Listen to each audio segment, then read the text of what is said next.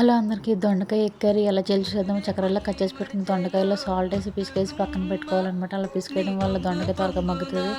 పెనం పెట్టుకొని ఆయిల్ వేసుకొని ఆనియన్స్ వేసుకొని పచ్చిమిర్చి వేసుకొని అటు ఇటు కలుపుకొని కొద్దిగా కరివేపాకు వేసుకొని కొంచెం గోల్డెన్ కలర్ వరకు ఫ్రై చేసుకొని 1 స్పూన్ అల్లం వెల్లుల్లి పేస్ట్ వేసుకొని పచ్చివాసన పోయేంత వరకు ఫ్రై చేసుకోవాలి.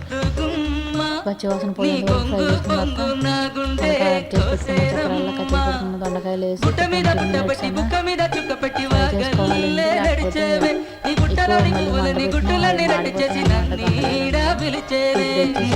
మళ్ళీ మూత పెట్టేసుకొని చూసారు కదా, ఈ పని వంట చేస్తూ అటు ఇటు వెళ్ళామంటే అడుగు పట్టేస్తాయి అన్నమాట. అడుగు కొంచెం లైట్గా అడుగు పట్టేసింది. పసుపు, కారం, సాల్ట్, గరం మసాలా వేసుకొని కలుపుకొని దాంట్లోకి వాటర్ యాడ్ చేసిన అవసరం లేదండి. ఫైనల్గా కర్రీ అయితే రెడీ అయిపోయింది.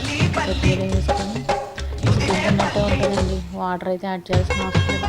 చికెన్ తిన్నట్టే ఉంటుంది. చికెన్ ఏమాత్రం తీసుకోవాలి. దొండకాయ కర్రీ డెఫినెట్గా ట్రై చేయండి. టేస్ట్ అయితే అదిరిపోవాలి.